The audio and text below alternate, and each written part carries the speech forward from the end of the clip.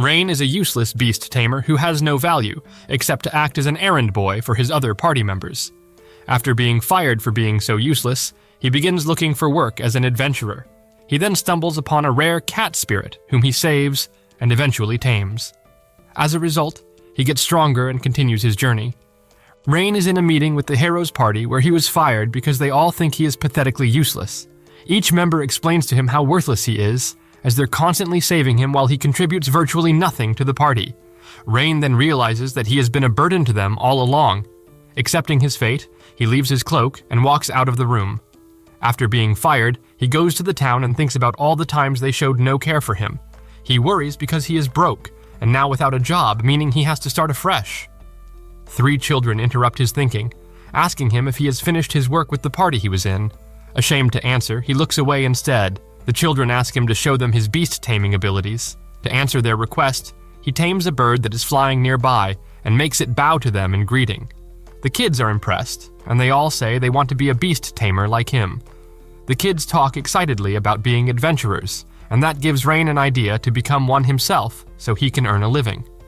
He goes to the Adventurers Guild to begin his journey as an adventurer. When he arrives, he meets Natalia, a pretty receptionist with big melons. She is nice to him and answers his questions about being an adventurer. After finding out that he is a beast tamer, she gets worried and tells him to be careful since he is alone. She then gives him a trial quest, as is mandatory for first-timers, to see if he is capable of being an adventurer. Rein's first task is to slay 10 goblins and gather 20 medicinal herbs. Rein uses his power as a beast trainer and gets a squirrel to locate the goblins. He engages them and easily defeats the weak F-ranked goblins. As he is taking his loot to go and gather the medicinal herbs, he hears a scream inside the forest. He runs to investigate the source and finds a stranger cornered by a D-ranked monster. He jumps in to save the stranger, using a knife to try and stab it. The knife breaks, and he is pushed back because a weakling like him cannot possibly fight against such a monster. The monster switches its attention to him, and he uses the opportunity to shout to the stranger to run away. The stranger instead regains her feet and uses the last of her strength to defeat the monster with a single blow. Rein is shocked, and he asks her who she is. After inspecting her properly, he realizes that she is a rare cat spirit, which is one of the ultimate beings in their world. Just then, she falls as the monster vanishes, and he catches her in his arms, asking if she's okay. She replies that she is hungry. Fortunately, he had some traveling rations, and he proceeds to give her some, which she eats up happily. She tells him how thankful she is because she hasn't eaten anything in days. They introduce themselves and tell each other about their background and how they ended up in the forest. The cat spirit, Kanade, tells him about her boring village, hidden in the mountains, and her desire to explore the world. Rein tells her about how he was fired from the hero's party. After hearing his story, she gets mad about how he was treated, but Rein calms her down, pats her, and rubs her on the head. Kanade tells him that he isn't useless because he is really good at being a beast tamer, and that actually makes him really strong. She tells him that from the moment she saw him, she felt he was capable of taming her. She then proposes an idea, saying that Rein can try and tame her. Rein considers this, doubting if he is indeed capable of taming a cat spirit. He concludes that it'll be very useful if he tames a cat spirit, and that he would also like to know Kanade better. He tells Kanade that he is ready to give it a try, and this gets her happy and excited. He uses his blood to begin casting the spell that binds her to him. She confirms the spell by saying her name. After it is done, a symbol appears on her right hand, signifying the bond between the two of them. They shake hands, and Kanade pulls him to begin their journey together. Rein completes his trial quest and submits the items at the Adventurers Guild. Natalia, the receptionist with the big melons, tells him that he has passed the trial and is now a recognized F-ranked adventurer. She gives him an identification card and asks him to keep it safe. She also hands him 50 copper coins as a reward for the task he completed, explaining that he will earn more as he progresses through the ranks. She wishes him good luck and bids him farewell. Rein meets up with Kanade, who waits for him like an ever-obedient puppy. As he tells her he is now an adventurer, she is very happy for him and congratulates him. Before they can set out to find more jobs, they are confronted by another adventurer with a scar across his brow. The adventurer tries to rizz up Kanade and tells her to have a drink with him. He calls Rein a runt, and this triggers Kanade, who defends Rein and says he is much stronger than him. The adventurer laughs at this and challenges Rein to an arm wrestling contest, saying whoever wins will get to keep Kanade. Rein doesn't want him to bother Kanade in the future, so he accepts the challenge. As they begin, Rein immediately wins, and causes the adventurer's hand to break through the table. Rein is surprised at his strength, and Kanade declares him the winner. Natalia, the receptionist, shows up and apologizes to Rein about the adventurer's behavior.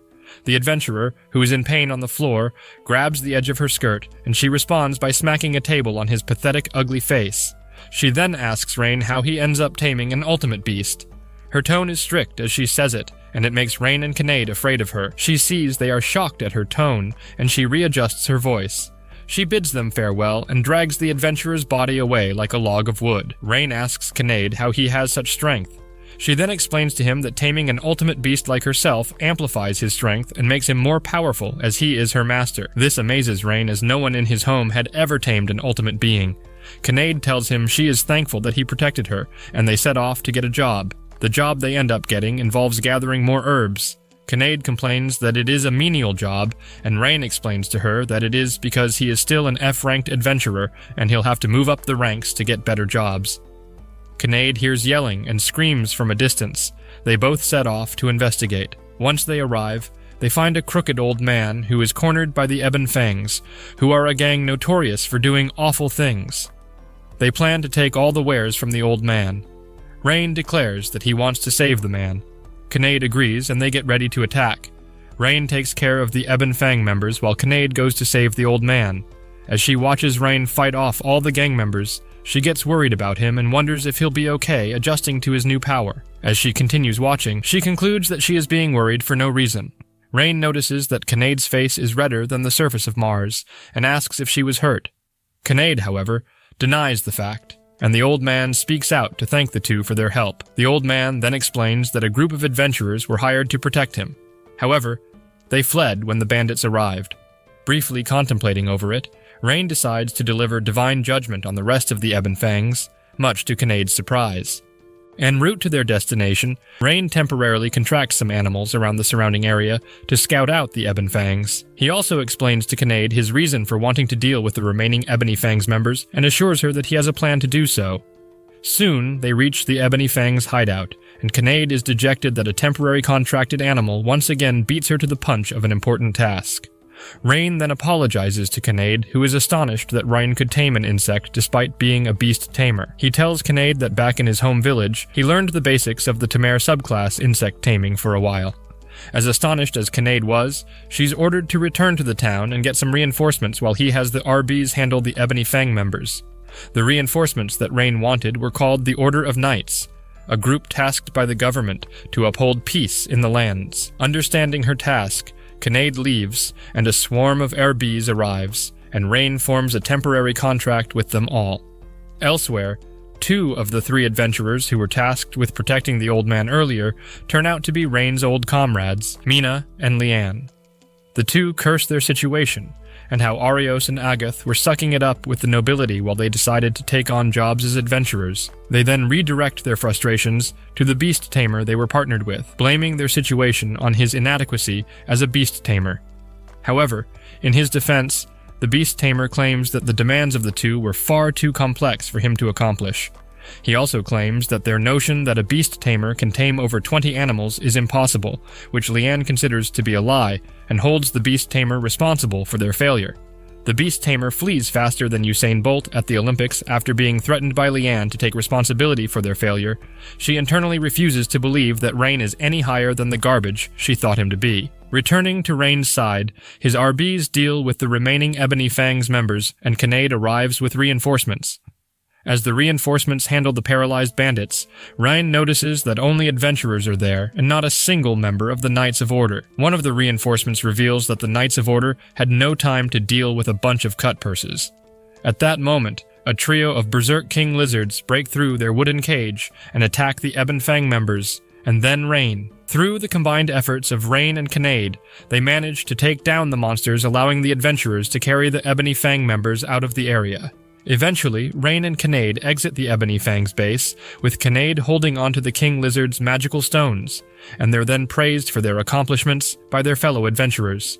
The praise sits well with Rein, who recalls being kicked out of Ario's party for being useless, no good shut-in, and is thankful for Kanade's help. Although Kanade was elated that they have actual beds to sleep on, Rein, who is an innocent virgin, was flabbergasted that they have to share a room together thanks to the innkeeper. Despite his apprehension, Rein agrees to share the room with Kanade for the night, and as Rein sleeps, she contemplates how fortunate she is to have been found by Rein. A week passes since Rein first met with Kanade, and his mind he contemplates his enjoyment of the laid-back adventuring lifestyle he and Kanade have been living thus far. From the Adventurers Guild, they learn from Natalie that a hooligan has taken refuge at Stride Bridge and pick fights with anyone who tries to cross the bridge.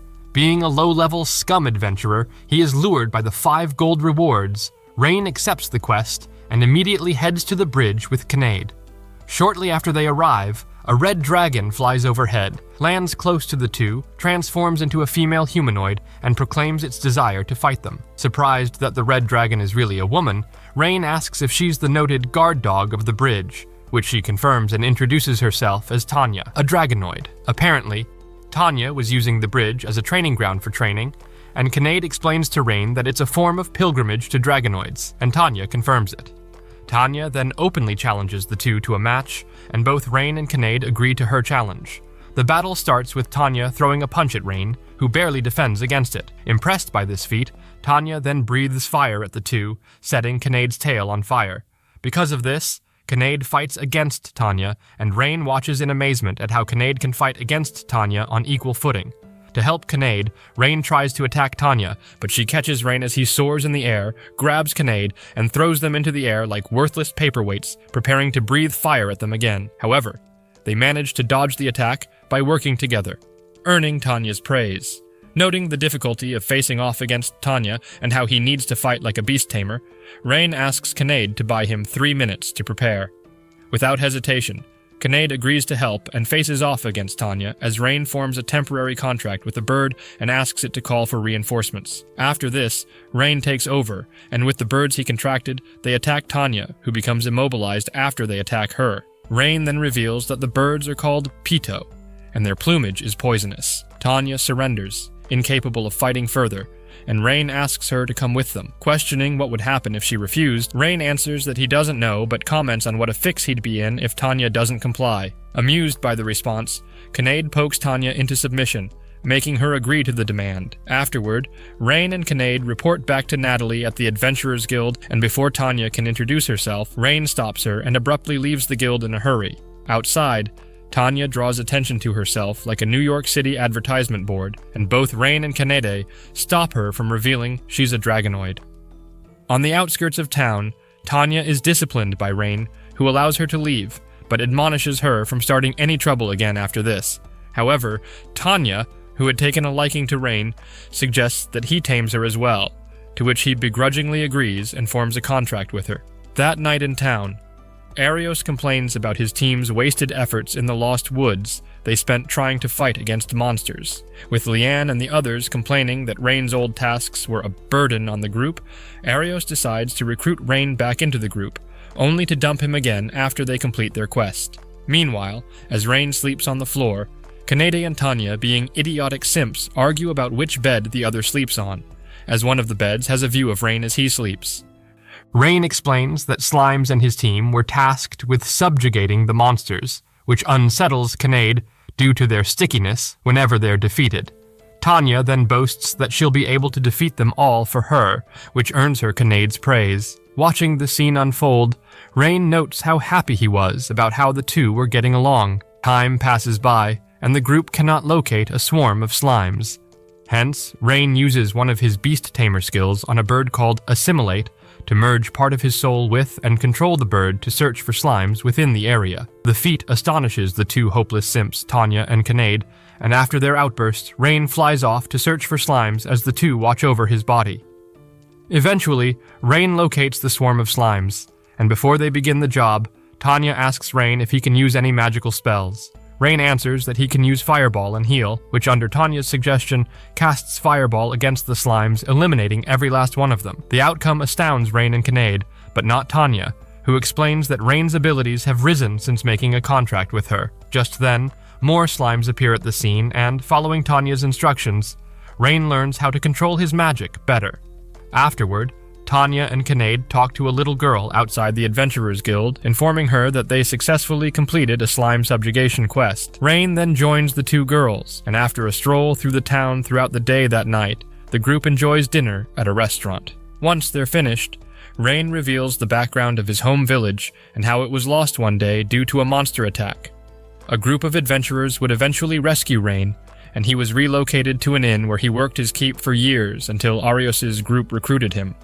He joined the group without hesitation, believing it'd be for the best and would allow him to prevent the same tragedy that happened to his village.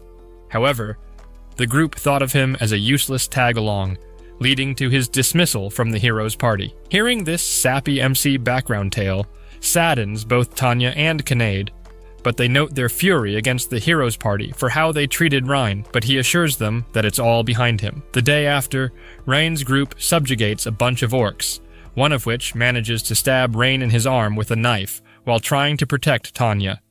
Assuring her that he's fine, Rein then uses heal, not like redo of healer though, on himself that instantly heals the wound, and suggests they collect the magical ores the orc left behind and turn them into the Adventurers Guild. That afternoon, Rein does this and learns from Kanade that Tania had wanted some time alone to herself.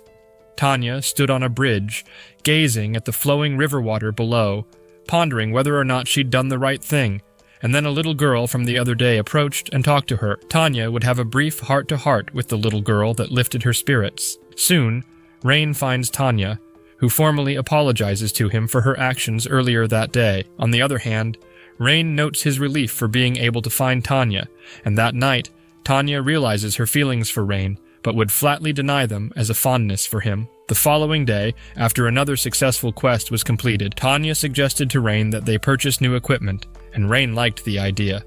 Before they're able to progress any further, Arios the Glorift bully and his party confront Rein on the road and give him a sarcastic greeting fitting of his pathetic weakling status.